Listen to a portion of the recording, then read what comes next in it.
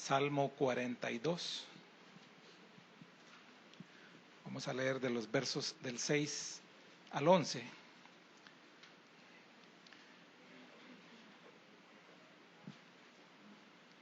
Libro de los Salmos, Salmo 42, verso 6, dice la palabra del Señor: Dios mío, mi alma está abatida en mí. Me acordaré, por tanto, de ti desde la tierra del Jordán y de los hermonitas desde el monte de Mizar. Un abismo llama a otro a la voz de tus cascadas. Todas tus ondas y todas tus olas han pasado sobre mí. Pero de día mandará Jehová su misericordia, y de noche su cántico estará conmigo, y mi oración al Dios de mi vida. Diré a Dios: roca mía, ¿por qué te has olvidado de mí? ¿Por qué andaré yo enlutado por la opresión del enemigo? Como quien hiere mis huesos, mis enemigos me afrentan, diciéndome cada día: ¿dónde está tu Dios? ¿Por qué te abates, oh alma mía? ¿Y por qué te turbas dentro de mí? Espera en Dios, porque aún he de alabarle, salvación mía y Dios mío.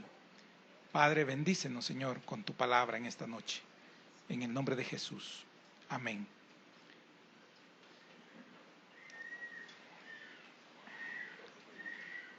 ¿Quién tiene berrinche?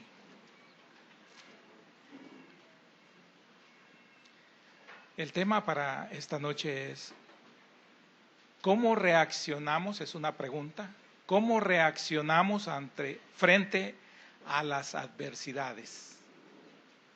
¿Cómo reaccionamos frente a las adversidades?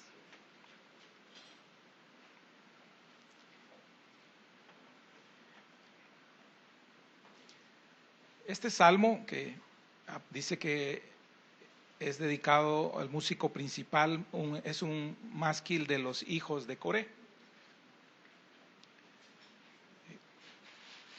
El salmista, que es de la familia de los hijos de Coré, no sabemos si, no dice acá, pero hay gente que cree que es uno de los cantores que acompañó a David en su exilio. Y otros creen que es un salmo de David que fue escrito para David, ¿verdad? Entonces están las dos partes. Me inclino porque es un salmo dedicado a David o es por la naturaleza del salmo. No importa, es igual, es el sufrimiento de un hombre y la necesidad de un hombre buscando a Dios. Para entender esta parte debemos de ver que el salmista tiene está en unas circunstancias, está en una situación que le produce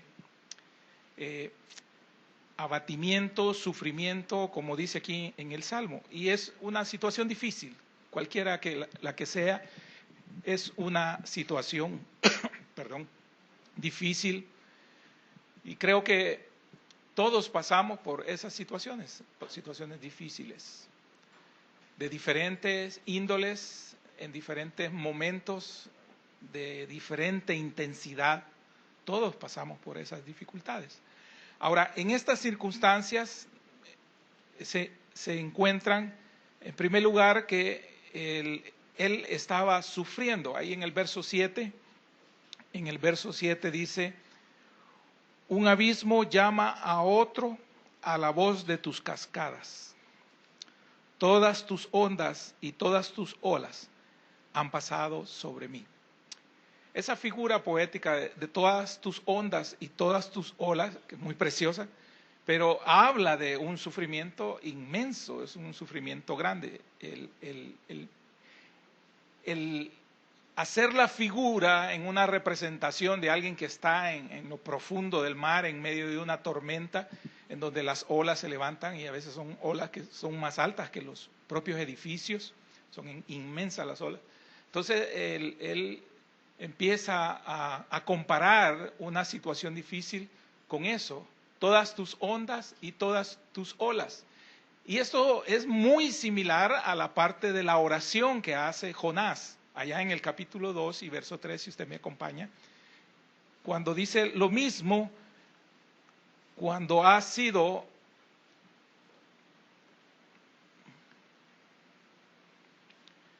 tragado por un gran pez.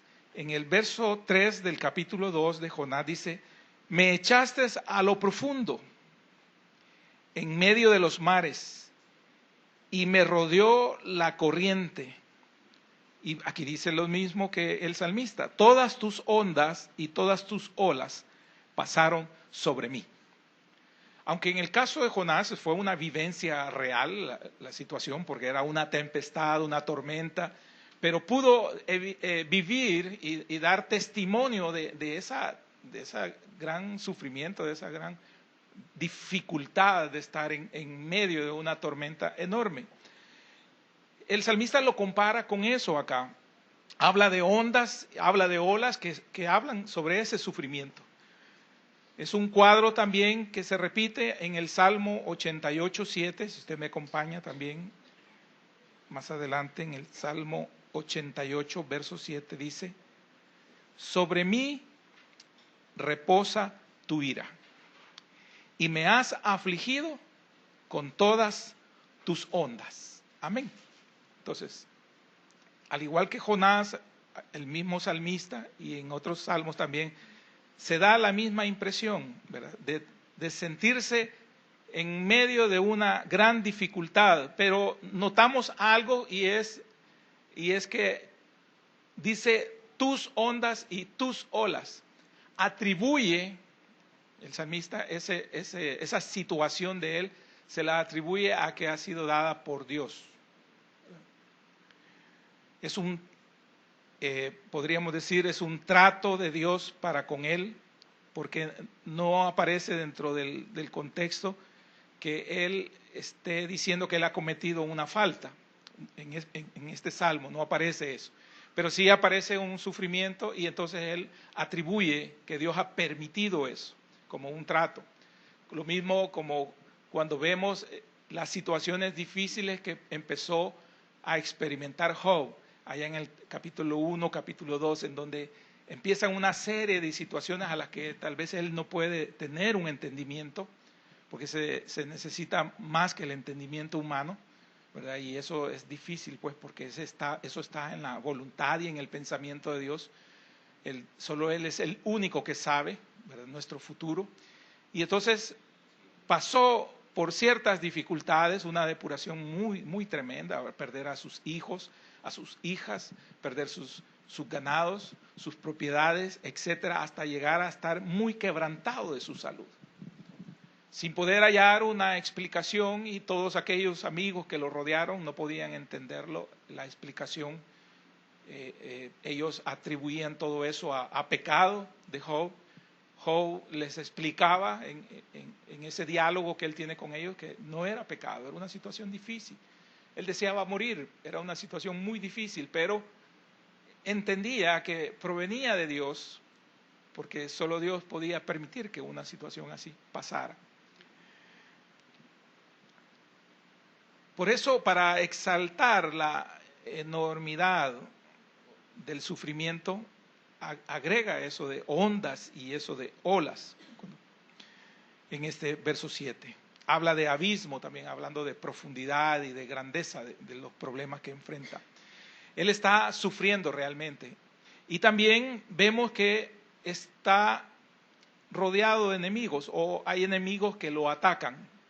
En el verso 9, en la parte B, dice, ¿por qué andaré yo enlutado por la opresión del enemigo? Hace una pregunta, ¿por qué voy a estar yo triste? Porque me están atacando, me están oprimiendo. Ya vamos a ver lo que significa esa palabra de oprimir. Me están oprimiendo los enemigos, ¿verdad? Y también dice, como quien hiere mis huesos, mis enemigos me afrentan, o sea, le causan burla.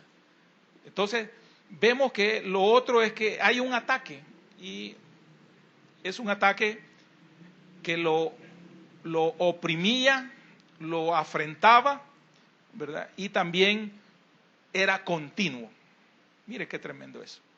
Lo oprimían, el ataque que le estaban haciendo los enemigos, lo afrentaban y lo hacían continuamente. Esa palabra de oprimir es la que el rey David usa cuando habla en otro salmo de que pelean contra él. Oprimir para él es también que están en guerra, están en lid, están en batalla, pelean contra él. También lo ocupa para describir el sufrimiento que le causan las naciones vecinas que son sus enemigos. Vivir bajo una incertidumbre, esa es una opresión que él siente ahí. Hay una presión física, hay una presión psicológica y hay una presión espiritual que está siendo causada por los enemigos. En el caso de David, si es David, él se levantó como enemigo de él su propio hijo. Y al levantarse, y no solo levantarse en contra, sino que declararse rey y buscar proselitismo y conseguir algunos que estaban ahí en disconformidad con David, se unen a él y luego hacen proselitismo con el pueblo. Tanto así que David decide retirarse y se va al exilio. Por eso habla de que se va fuera de Jerusalén, se va de esa zona para que no exista un derramamiento de sangre. Pero es una opresión y esas son situaciones adversas que las personas, todos estamos expuestos a una opresión, que alguien nos esté constantemente maltratando, que alguien esté constantemente asediándonos. Eso llega en algún momento dado a afectar, ¿verdad? También afecta la burla, en el caso de la afrenta, en el verso 10 cuando dice, como hieren mis huesos, mis enemigos me afrentan, como quien hiere mis huesos, mis enemigos me afrentan, diciendo cada día, ¿dónde está tu Dios? Fíjese que la burla en contra de él son burlas que él considera que son como cuchillos clavados. Y el dolor por esas burlas, por esos comentarios, él lo compara como que hieren sus huesos. Usted puede recibir una herida en la piel y duele, pero no es lo mismo recibirle al hueso. Cuando hay un dolor en el hueso, eso es tremendo, porque el hueso tiene una conexión directa con el sistema nervioso. Y eso es tremendo. Entonces él lo compara con esta parte y es la afrenta, la burla. ¿Estamos expuestos a las burlas? Sí, estamos expuestos a las burlas, de diferentes formas. Especialmente de la gente que no nos comprende, del exterior. Pero es más cruel la burla de los hermanos, porque la iglesia debería ser una unidad, debería ser un todo, un solo cuerpo, dice el apóstol Pablo. El cuerpo místico de Cristo, donde Cristo es la cabeza. Entonces eso es doloroso. Por eso para David era doloroso que quien se levantó en contra de él fuera su hijo. Al hijo que amaba con todo su corazón, que hubiese sido capaz de dar su vida por su propio hijo. Y se había levantado y más que el dolor de los enemigos, como lo escribe y lo canta David, lo lamenta, porque es un canto de lamentación. Lo que más le duele es que sea justamente un hijo, porque él hubiera soportado cualquier cosa de alguien externo, de un enemigo que ya sabe que es su enemigo y que siempre lo tienen que enfrentar. Y creo que a todos nos pasa de esa manera. Tenemos en mente de que podemos recibir cualquier cosa de aquellos que no entienden el Evangelio, de aquellos que se burlan del Evangelio, de aquellos que nos consideran ignorantes, Pero cuando el enemigo es de casa, cuando el enemigo es cercano, cuando el enemigo es fraterno, entonces eso definitivamente desmorona, ¿verdad? Eso bota a cualquiera. Llega a un cansancio espiritual esa situación, y David lo estaba experimentando, y también lo habla el salmista acá habla de eso, de esas dificultades. Es igual al verso 3 cuando dicen: fueron mis lágrimas mi pan de día y de noche, mientras me dicen todos los días: ¿dónde está tu Dios? Y es que la burla, porque usted está 364 días haciendo la voluntad de Dios, tratando de vivir una vida equilibrada, etcétera, etcétera. Un día usted le falla al Señor, ese día todo el mundo va a querer resaltar, va a querer restregarle eso en su cara. Y que no sos cristiano, y que no sos cristiana, ve, y que de qué te sirve a la iglesia siempre, y ahí andas con la Biblia siempre. Van a salir un montón de cosas, ¿verdad? Y van a empezar a decir, porque en ese momento, más que valorar, lo que quieren es denigrar. Porque no puede caber en ellos la posibilidad de 364 días que usted ha tratado de vivir con mucho esfuerzo, tratando de no cometer errores, de agradar a Dios, pero usted hace algo, usted se desliza en algo, y ese momento es como para que se levante trompeta y un gran alboroto y empiecen a usted a señalarlo. Y lo que señalan también es cuando usted está en dificultad, en vez de ayudarle, lo que señalan es: ¿dónde está tu Dios? Cuando uno pasa una dificultad, bueno, ¿y que no sos mujer de oración? Y cuando uno está en una dificultad, bueno, y pues en el trabajo, en donde sea, una situación difícil que uno pueda estar experimentando, lo primero que le sacan a uno es la comunión que uno tiene con Dios, por ser cristiano, por ser hijo de Dios, por ser creyente. Y entonces le dicen: bueno, ¿y no que tanto vas a la iglesia y que te saque de esa? O sea, son palabras hirientes, son palabras duras que pueden expresarse. Inclusive a veces pueden venir, fíjese bien, con muy mala intención, aún de los seres queridos, ¿verdad? De lo que uno valora, de lo que uno está ahí con ellos. Y el otro punto es que en ese enemigo también lo hacía continuamente. Yo recuerdo el proverbio cuando dice que la mujer, ¿verdad?, que hostiga es como gota continua. La mujer rencillosa es como gota continua. Y ya ha tenido gotera, como gotera continua. Cuando en la casa hay un goteo continuo, es molesto, porque uno está imposibilitado en ese momento de poder hacer una reparación. Y entonces estorba ahí. Pero también habemos hombres que hacemos lo mismo, porque esto es equilibrado. Hombres que siempre estamos, ¿verdad?, continuamente resaltando las cosas que no se deben de resaltar de la pareja, por decir un ejemplo. Nos preocupamos más por estar señalando los defectos del otro. Continuamente estamos ahí, ¿verdad? Estamos continuamente señalando los defectos del otro, Y entonces eso hace como la gota, aparentemente insignificante, aunque nosotros creamos que no estamos haciendo daño, estamos haciendo daño. Y esa continuidad que es un estorbo, también llega un momento en que perfora, rompe, causa un daño. Y esa burla continua, eso de todos los días, como dice ahí en la parte 3b, dice: fueron mis lágrimas, mi pan de día y de noche, dice. Fueron mis lágrimas, mi pan de día y de noche, mientras me dicen todos los días: ¿dónde está tu Dios? Amén. Así que no tenía descanso a los ataques verbales, que eso es tremendo. ¿Dónde está tu Dios? Hay un daño verbal.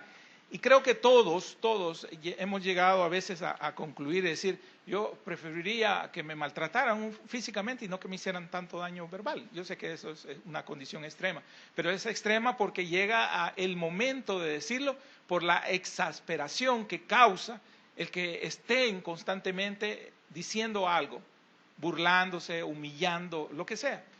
Y lo está experimentando este hombre acá, el salmista. Lo oprimían, lo estaban atacando. Y también algo muy importante, antes de pasar a la parte de la reacción que él tiene, es que estaba lejos de Jerusalén. Ahí en el verso 6 dice, Dios mío, mi alma está abatida en mí. Me acordaré, por tanto, de ti desde la tierra del Jordán y de los hermonitas, desde el monte de Misar. Amén.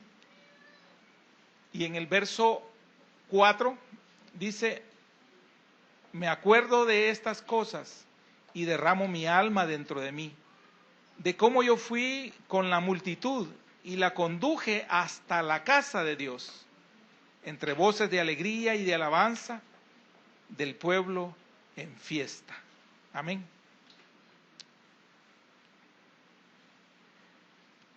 Entonces, estar lejos de la ciudad, eso complicaba mucho el asunto para este hombre.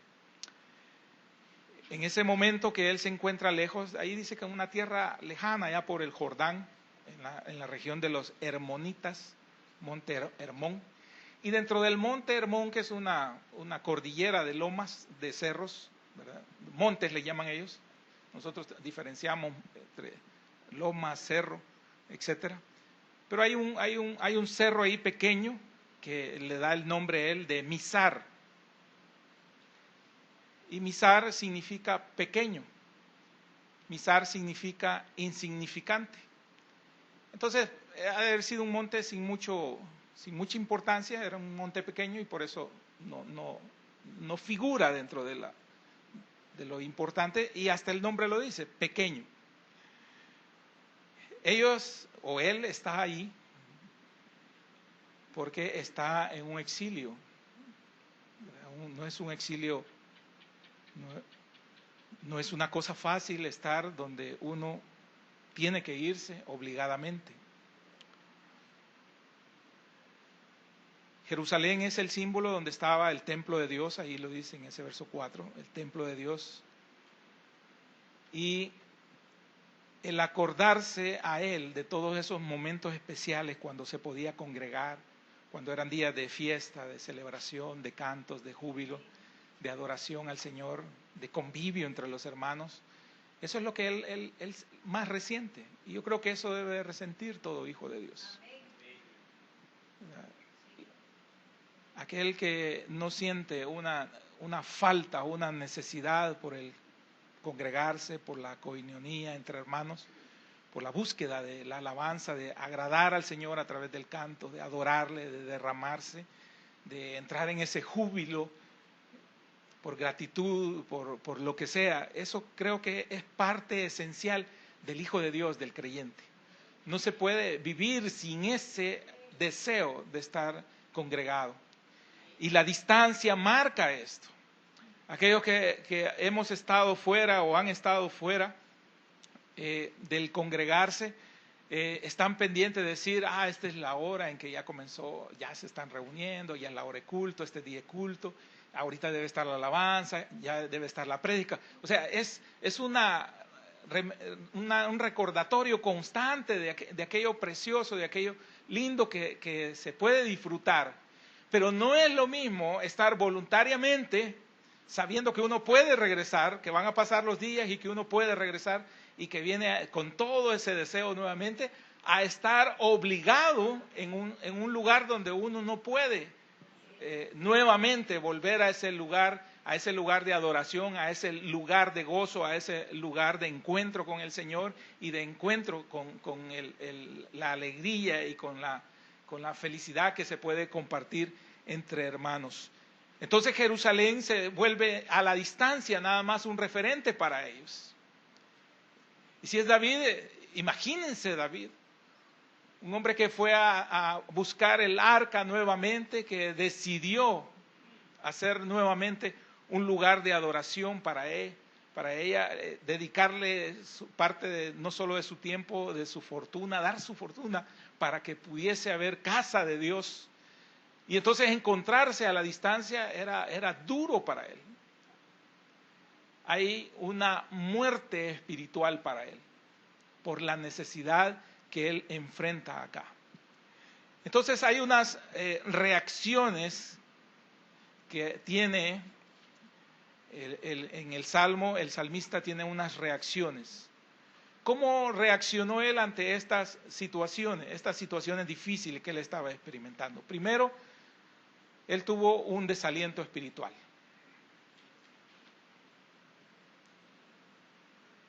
Y eso a cualquiera nos puede pasar. Tuvo un desaliento espiritual. Él estaba deprimido. Experimentaba un tremendo dolor espiritual. Su alma, es decir, la persona que es él, no la fachada, estaba abatida. La palabra abatida que aparece ahí significa agachado, pero que lo han agachado. O sea, porque usted voluntariamente dice, hágase una flexión y usted se agacha. Pero no, este abatido es por un peso que está sobre usted y que usted ya empieza a ceder porque tiene que empezar a doblar las rodillas y a encorvarse. ¿Ha visto cómo traslada el cemento los hombres que descargan los camiones? Ellos solo les tiran 1, 2 bolsas en la espalda, los agachan, los acurruca así, y ellos llevan un paso ligerito, corto, pero ligerito, y caminan sobre un tablón del camión de donde están descargando, sobre un tablón. Eso es un peso tremendo que están recibiendo ellos. Está dañándolos. Pero eso es la palabra, abatir. Cuando un peso que llega a un momento en que se está volviendo insoportable para usted, que usted tarde o temprano va a ceder. Ese es abatir. Agachar también significa postrar, encorvar. En el Salmo 38:6, un poquito atrás, 38:6 dice, estoy encorvado, ahí dice en el verso 6, estoy encorvado, estoy humillado en gran manera. Esa misma palabra, estoy encorvado, es la misma, es abatido. Estoy abatido, estoy encorvado.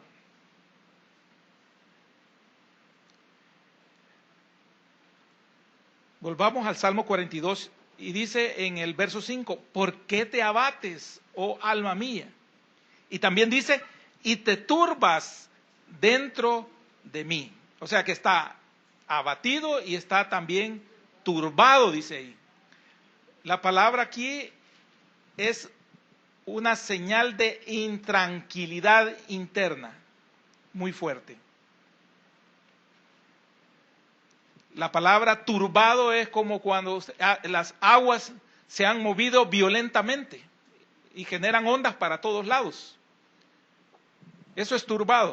O sea, no está en calma, no está espejo el agua, no está apacible, sino que está turbada, está ahí movido todo. Eso es lo que él siente que le está pasando, él se siente turbado. Eso tiene que ver también cuando el mar tiene mucho movimiento, eso de turbado.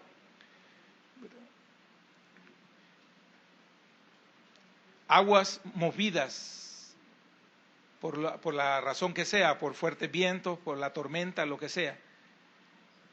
Entonces, el salmista cree y siente que no debería de pasarle eso, mas sin embargo le pasa, porque él hace la pregunta, ¿por qué te abates, oh alma mía?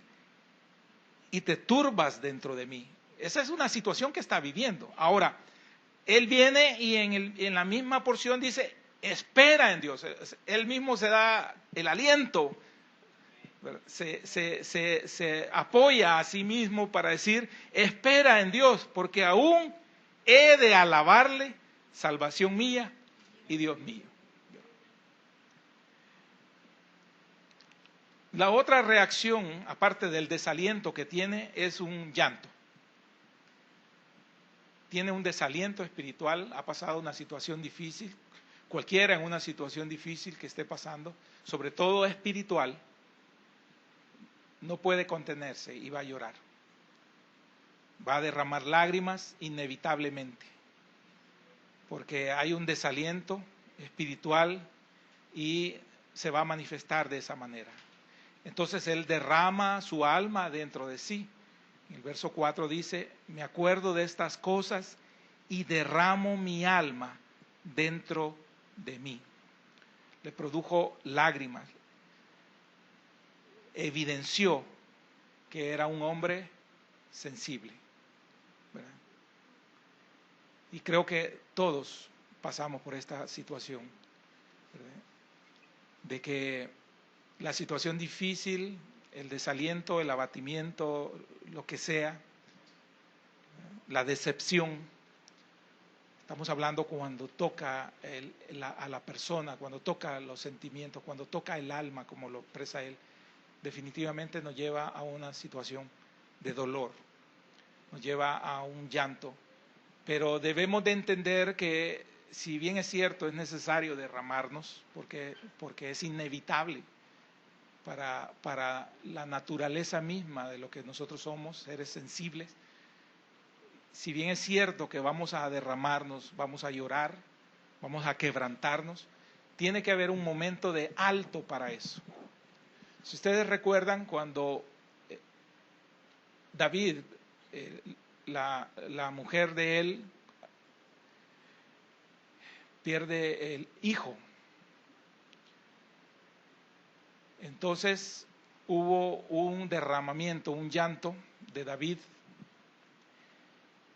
hubo un luto demostrado en el cilicio, en el ayuno, hubo un luto, pero llegó un momento en que se le dijo a David, basta, de parte de Dios, porque como dice también el libro de Eclesiastés, para todo hay tiempo.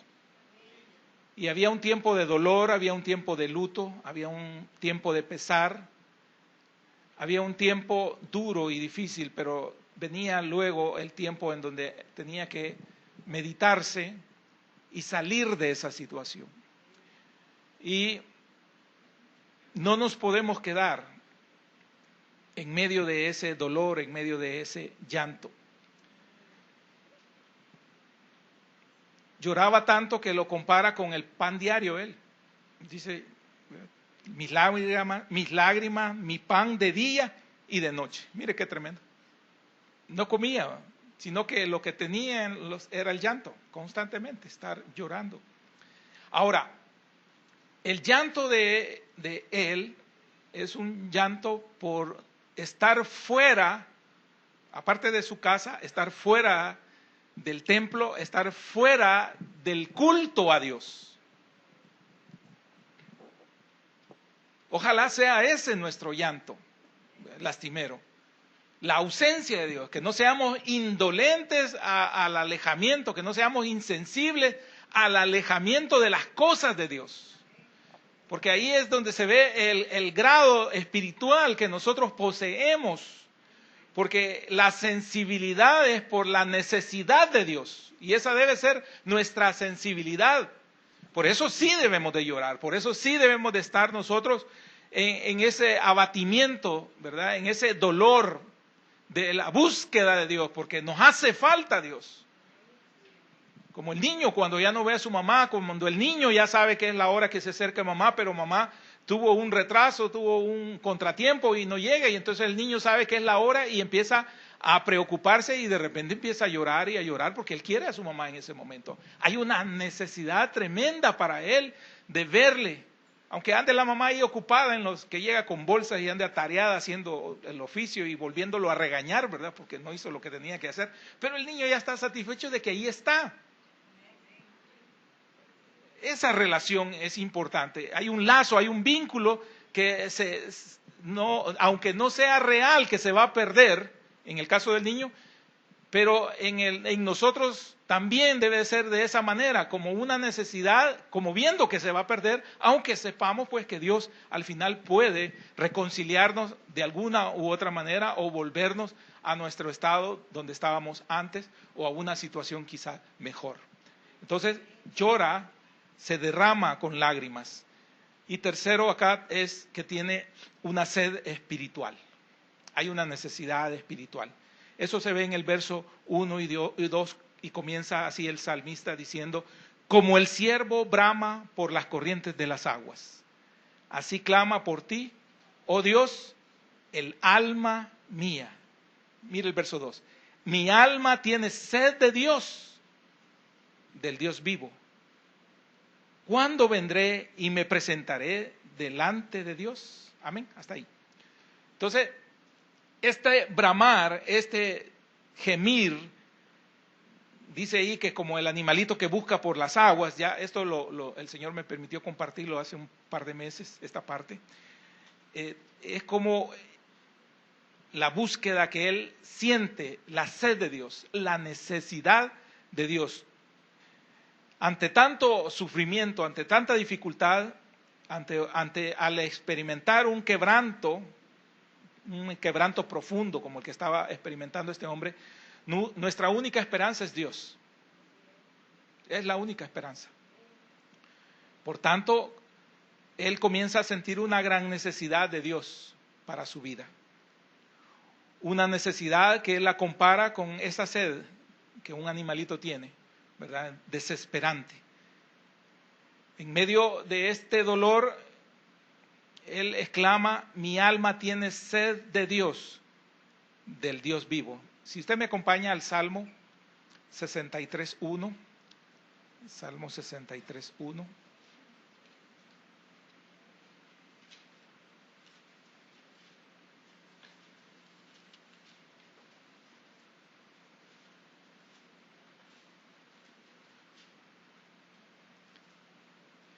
Dice, Dios mío eres tú, de madrugada te buscaré, mi alma tiene sed de ti, mi carne te anhela, en tierra seca y árida, donde no hay aguas. Amén.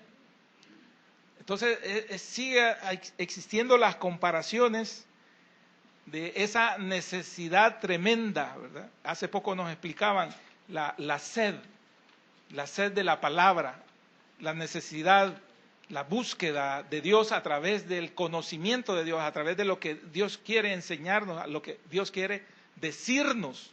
Entonces hay una necesidad, él tiene la necesidad de buscar de Dios, de tener esa comunión con Dios. Y lo comparan con esto, porque lo hablaban también y se decía de que la composición nuestra de agua, ¿verdad?, es un porcentaje muy alto.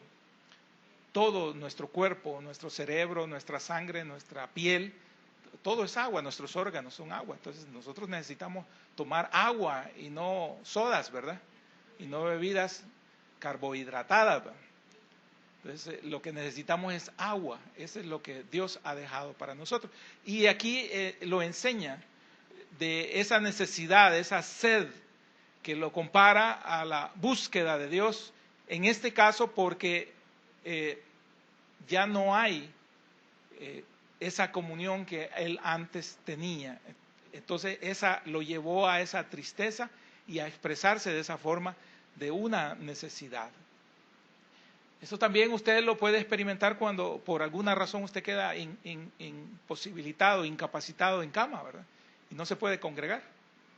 Aquellos que tenemos la necesidad de Dios, sentimos difícil ese tiempo, se vuelve eterno, se vuelve largo, se vuelve tedioso, se vuelve aburrido, aunque uno pueda de alguna u otra manera tener la Biblia ahí, pero uno siente la necesidad de estar en la comunión, adorando y cantándole al Señor. Hay algo precioso, hay algo de parte de Dios en eso. Y aquel que no lo experimenta, porque todavía no ha nacido de nuevo.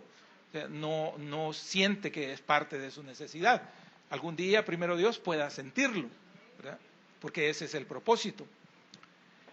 Al final, él toma unas decisiones y la primera que él toma es acordarse de Dios. En el 6b, volvamos al Salmo, ya para ir terminando. En la parte B dice: Dios mío, mi alma está abatida en mí. Dice ahí, me acordaré, por tanto, de ti, desde la tierra del Jordán. Amén. Entonces, me acordaré de ti. Y a veces, en medio del dolor, en medio de las circunstancias adversas, lo más fácil es perder la vista de Dios.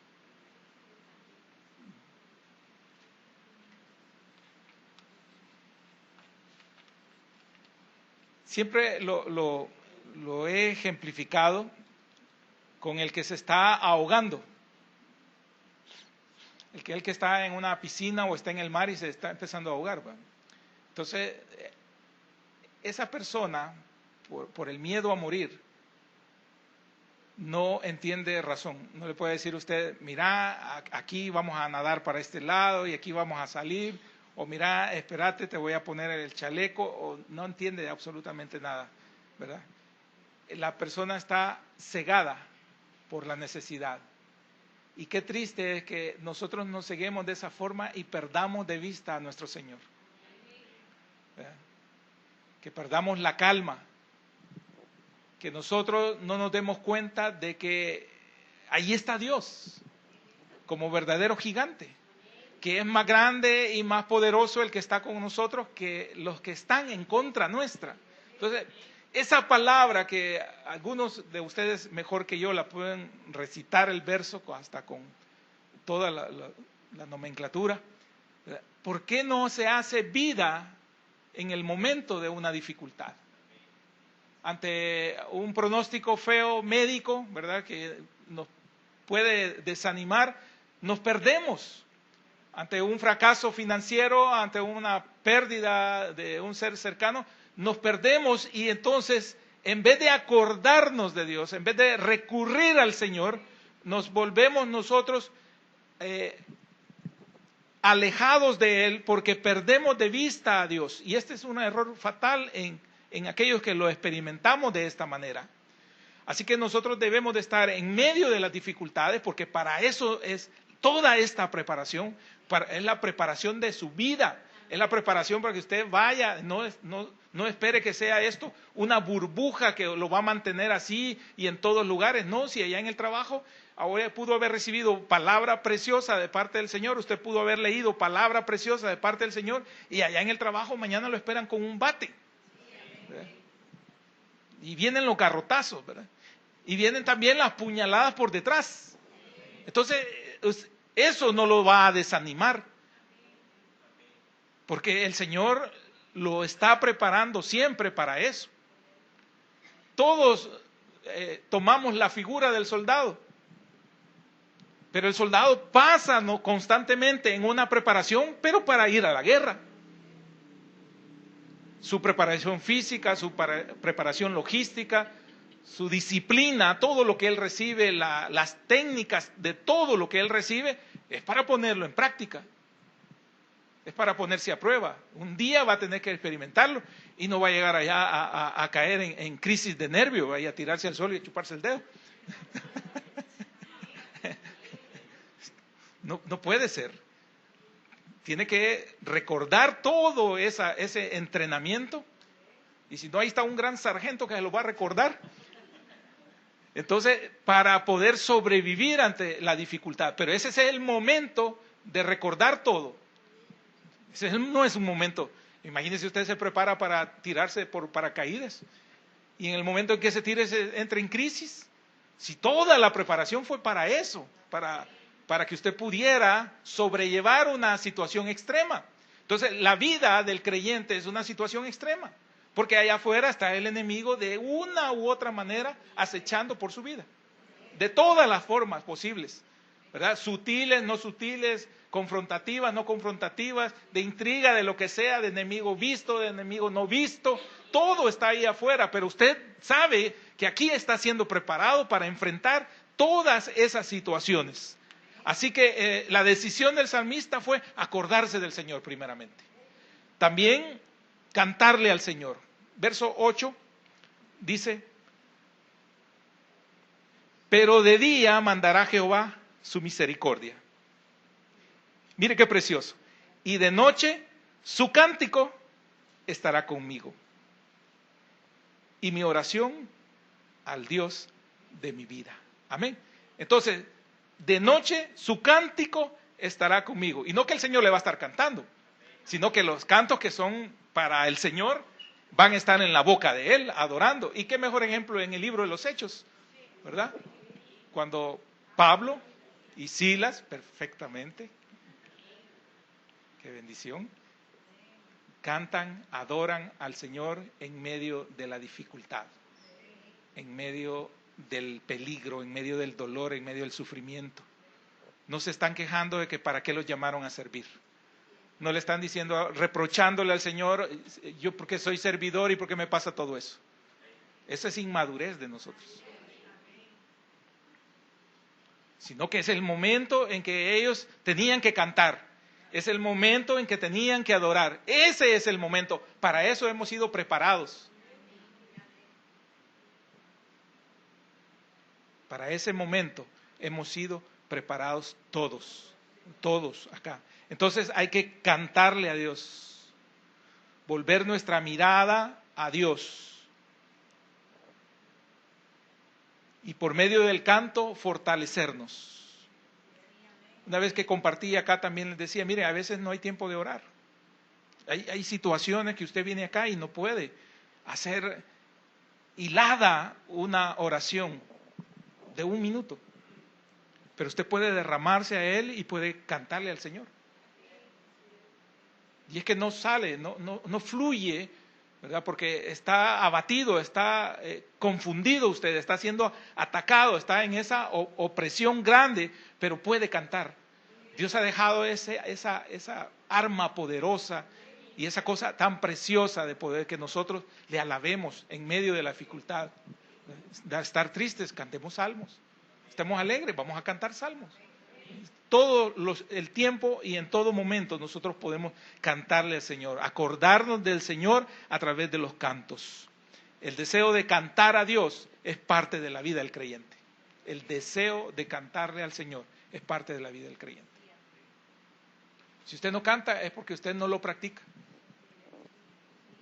Y no es venir solo a cantar los domingos, ¿verdad?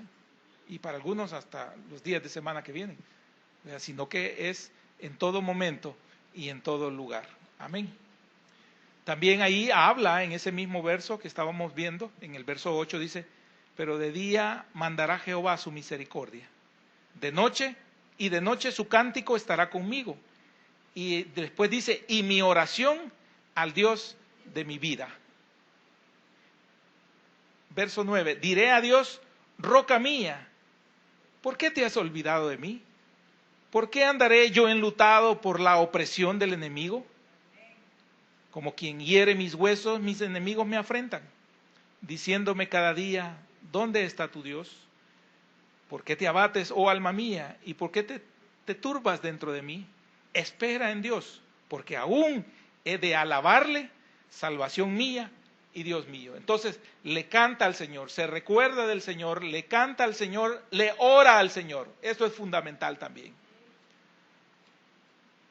Y usted puede decir, bueno, si todo el tiempo nos recetan orar. Eso es nuestra vida, orar. Nuestra fe se levanta a través de la oración. Clamarle al Señor, orarle al Señor, también es una forma natural de la vida del creyente. Fíjese que me llama la atención que dice, se dirige al Dios de mi vida, dice. Es cierto, es el Dios que le dio la vida, pero también es el Dios que se encarga de su vida. Y entonces le transmite en esa oración una responsabilidad a Dios. Qué precioso, ¿verdad? Porque habla de su incapacidad de poder resolver, pero sí sabe que Dios es capaz de resolver. Y sabe que es el único, como aprendíamos también el martes, es el único que le puede resolver de la mejor manera. Entonces lo expresa de esa forma a través de su oración y habla de la fortaleza de Dios cuando dice roca mía. Y la hace suya propia. Se apropia, ¿verdad? Porque dice roca mía. Hablando de esa roca en donde él se puede refugiar, en donde él se puede esconder y sabe que esa roca no hay viento ni marea que la mueva, ¿verdad? Que es fuerte, es sólida. Así siente él al expresarse de esa forma tan preciosa y tan personal que lo hace con el Señor. Y lo último que él hace también es esperar en Dios. Verso 5 dice, verso 5, ¿por qué te abates, oh alma mía, y te turbas dentro de mí? Parte última dice, espera en Dios, porque aún he de alabarle, salvación mía y Dios mío. Más abajo también, ahí mismo, en el 11, dice, ¿por qué te abates, oh alma mía? ¿Y por qué te turbas dentro de mí? Espera en Dios, porque aún he de alabarle, salvación mía y Dios mío. Lo repite, ¿verdad? Es como una parte del coro, una estrofa muy preciosa. Pero en ambas él está expresando que él espera en el Señor. Él es honesto para reconocer que se ha abatido, ¿verdad? Se ha turbado. Pero también reconoce, y es donde le digo, él mismo vuelve a darse un ánimo y dice que el Señor lo puede sacar de esa circunstancia. Por tanto, él puede esperar. Y esta espera es con convicción. Esta espera es como cuando usted sabe que la otra persona no le va a fallar. Que eso es raro, pero sabe que no le va a fallar. Usted tiene la convicción de que la persona le va a responder. Entonces esa esperanza es de esa manera, que usted espera porque sabe que va a tener una respuesta. La ayuda va a venir. La ayuda es pronta, la ayuda es a tiempo, la ayuda es ad hoc para su necesidad, para su vida. Entonces él dice, voy a esperar, porque está seguro de que aquel que es su padre no lo va a abandonar, no lo va a dejar ahí. No tiene la menor duda, por eso él puede confiar y aguardar. Esa es esa espera, confiar y aguardar. Esa es la espera que se está mencionando ahí. Hasta que Dios dé la respuesta a su oración. Y eso es a veces lo que nosotros no queremos hacer, porque nosotros oramos y ya queremos la respuesta inmediatamente. A veces va a ser así. Dios puede hacerlo porque para Dios no hay nada imposible. Pero a veces el mismo tiempo de espera es una prueba para nosotros. Se vuelve una prueba, se vuelve una enseñanza para nosotros, el saber aguardar. Cuando el niño está creciendo, se ha fijado que a veces se vuelve apremiante, se vuelve desesperante, que ya quiere, entonces se le debe enseñar a esperar. Que si bien es cierto, tiene su espacio y su tiempo, pero debe de aprender a esperar. No es en el momento que él dice, porque si aprende de esa manera, va a tener problemas cuando sea grande. Aquellos desesperados que ya, y a mí me tenés que atender ya, y solo yo, y yo primero, eso es mala educación, ¿verdad?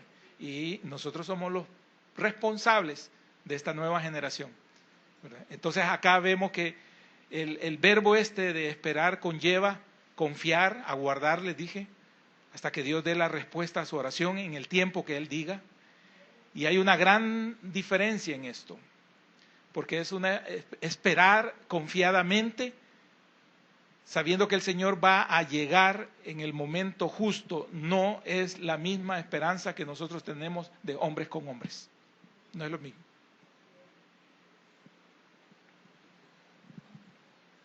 Muchas veces le has dicho a uno, mira, espérame en tal lugar y después se le olvida.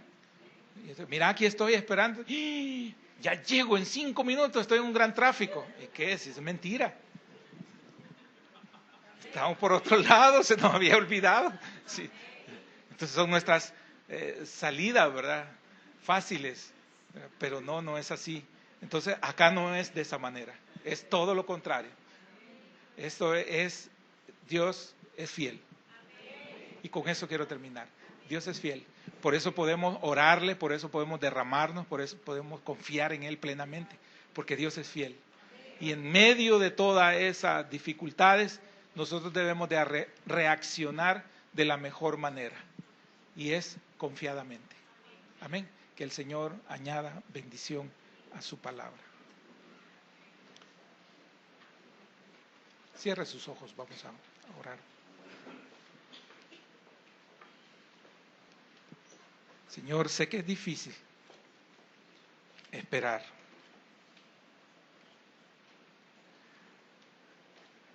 También, Señor, lo he experimentado y tú lo sabes, Señor, que a veces no tenemos la mejor reacción en medio de la dificultad. Se nos cierra el entendimiento, Padre. Nos traiciona nuestro corazón, Padre. Sentimos que morimos, Señor.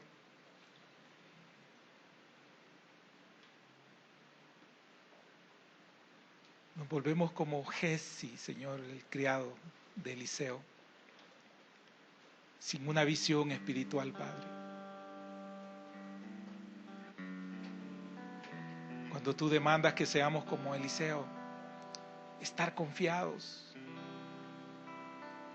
estar tranquilos.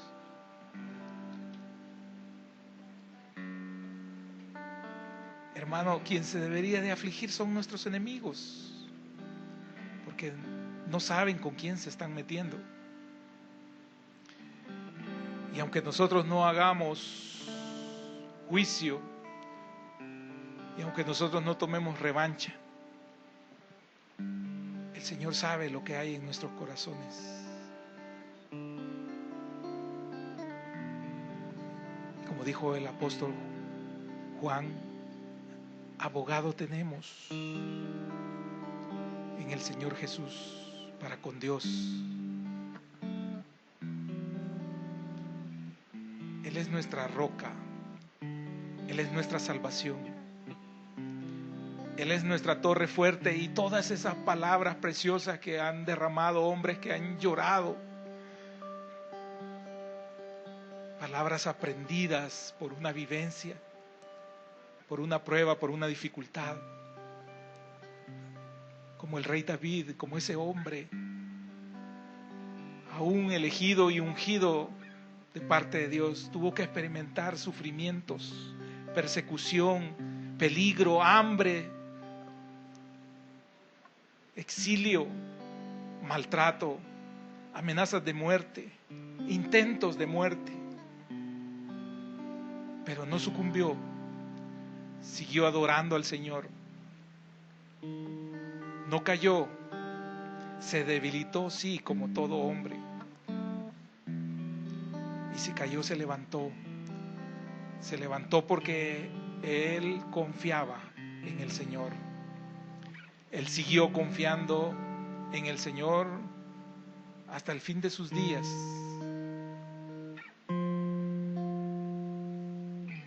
Porque el Señor era el todo para él. Y así debería de ser en nuestras vidas. Y así deberíamos de estar nosotros preparados para toda dificultad, para todo combate,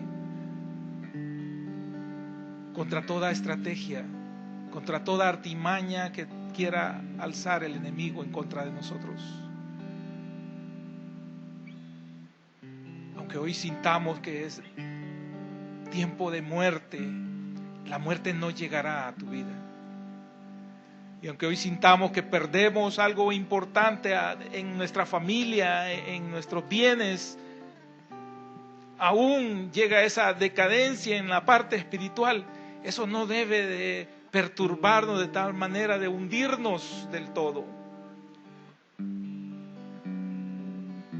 También, como dijo el rey David, aún del pozo cenagoso pacientemente esperó la ayuda de Jehová, de nuestro Dios, de nuestro Señor, y de allí lo sacó.